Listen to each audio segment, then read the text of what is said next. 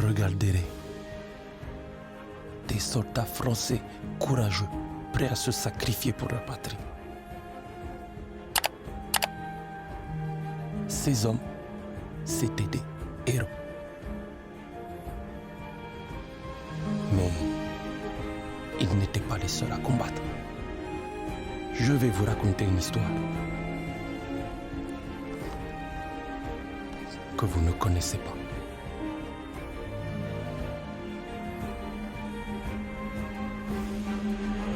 Los planes para invadir Francia durante el desarrollo de la Segunda Guerra Mundial fueron muchos y muy variados. Incluso algunos de esos planes eran falsos, con el único fin de distraer al enemigo y debilitar los puntos que realmente importaban. Pero entre todos estos planes de los que hablamos, el más famoso de todos, y en el que la mayoría de películas y videojuegos representan, es el desembarco de Normandía de 1944, al que también podemos referirnos como Día D u Operación Overlord. Pero como siempre, ni el Día D fue el único que ayudó a ganar la guerra a los aliados, ni tampoco fue la única gran operación que se realizó para librar a Francia del yugo nacionalsocialista de Hitler. Pues entre todas estas operaciones, una de las más olvidadas e importantes es la Operación Dragón, pero también conocida como Operación Anvil o Yunque, en la cual se usaron soldados africanos de las colonias francesas a quienes la historia no ha reconocido hasta hace bien poco. En un principio, esta operación estaba planeada para hacerse al mismo tiempo que el desembarco de Normandía, siendo una idea que obligaría a los alemanes a quitar defensas de las conocidas playas como Sword, Gold, Utah, Omaha y Juno, siendo estos los nombres en clave que recibirían las costas francesas para mantener el secreto del plan de invasión.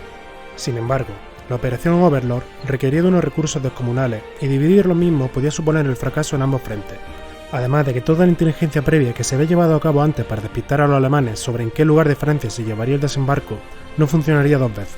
Por esto, se optaría por poner toda la carne en el asador y apostarlo todo por el todo al desembarcar las tropas en Normandía. Puesto que a pesar de que la mayor parte del ataque suponía un enfrentamiento frontal, salvo por el uso de ciertas operaciones en la retaguardia con paracaidistas y demás, se sabía que las fuerzas aliadas acabarían superando a la alemana a pesar del gran número de bajas que se esperaba. Pero si se hubieran dividido los recursos entre la Operación Overlord y la Operación Dragón, es posible que las bajas hubieran sido aún mayores y las posibilidades de victoria descenderían muchísimo.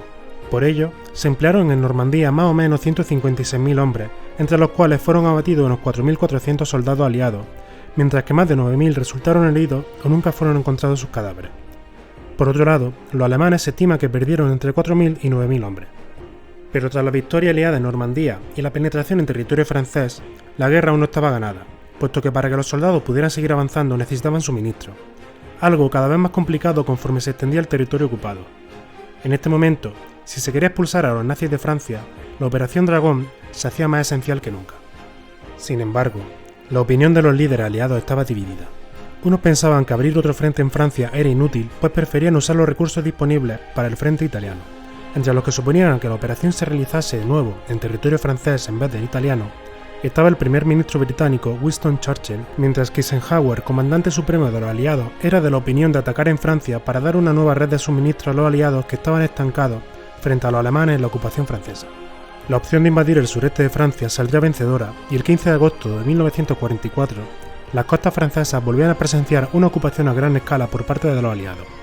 En esta ocasión, se acabaron usando más de 500.000 soldados y entre estos, 230.000 fueron franceses, a los cuales por supuesto también acompañaban soldados africanos de las colonias francesas. En esta ocasión, la resistencia alemana estaba bastante debilitada, por lo que la operación pudo ser más rápida y sencilla que la operación Overlord. Por entonces, lo que buscaban las tropas aliadas era asegurar diferentes puertos como el de Marsella o Toulon, además de infraestructuras aéreas para que la operación en Francia fuera un éxito. El objetivo era tomar las zonas mencionadas lo más intactas posible, pero en el momento de la llegada de los aliados al puerto de Toulon y el de Marsella se encontraron que Toulon estaba prácticamente destruido y en Marsella el almirante alemán optó por realizar una especie de política de tierra quemada al volar por los aires 9 kilómetros de muelle, destruir 200 grúas y hundir 70 barcos. Además hubo otras complicaciones, esta vez derivadas de que con lo aprendido en Normandía se esperaba una resistencia alemana similar. Por ello, se destinaron más recursos y hombres. No obstante, el fácil desembarco y la fácil entrada acabó provocando una falta de combustible a los vehículos aliados, que se vieron más retrasados por estos impedimentos que por la propia resistencia alemana. Esto acabó provocando que muchos soldados alemanes pudieran escapar hacia la zona de los Vosgos y Alemania. Con los problemas que ya sufrían las tropas de la Operación Overlord, más con los que se encontraron los de la Operación Dragón, El avance de ambas tuvo que verse detenido en septiembre de 1944 por la falta de suministros de los diferentes frentes, hasta que comenzaron a repararse los destrozos en el ferrocarril y en los puertos mencionados. Esto permitió que se abriese una potente red de suministros en la que, tras la descarga de miles de toneladas de pertrechos en los puertos mediterráneos, los cuales se enviaron a las tropas de Overlord, quienes gracias al reabastecimiento pudieron seguir su avance hacia Alemania a través del sur de Francia hasta que se produjo el fin de la Segunda Guerra Mundial en Europa. Durante la Operación Dragón, como decíamos al principio del vídeo y como puede verse bien en las imágenes de apoyo que usamos durante la explicación, se utilizaron como parte fundamental de las fuerzas de ocupación a un buen número de soldados africanos provenientes de las colonias francesas. Estos soldados, que en parte eran llevados a luchar a una guerra de que no ser por el colonialismo no tendría que haberles afectado, vieron en su participación en el conflicto una oportunidad de ser tratados como iguales a sus coetáneos.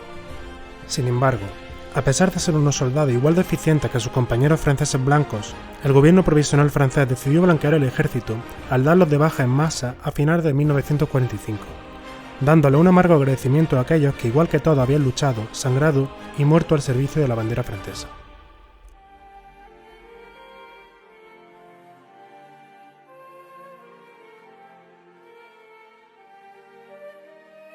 Mais il faudrait prendre ces canons pour recevoir une médaille. Démé, on n'a pas de commandant. On ne peut pas avancer sans soutien. Tu en es sûr? Idrissa, tu es comme moi, allons. Allons les combattre. J'ai une famille. Des enfants. Mais regardez-vous. On a déjà fait mieux que les meilleurs soldats français. Alors je vous pose la question. De quoi d'autre sommes-nous capables? Si on avance, et si on neutralise ces canons, les livres d'histoire parleront de nous, de la reconnaissance, du respect pour nous, pour nos enfants. Alors on va prendre ce poste et leur montrer à tous qui nous sommes vraiment. Allons-y! Allons-y! Allons-y!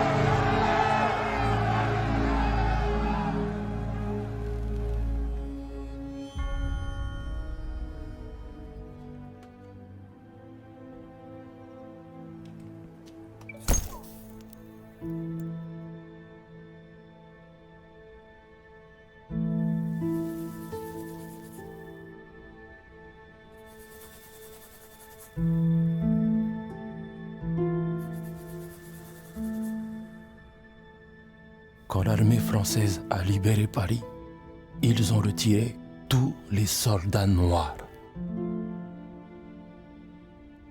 Ils les ont remplacés par des visages plus familiers. Mais moi, je sais ce qu'on a fait. Et à quel prix. Et j'en suis fier.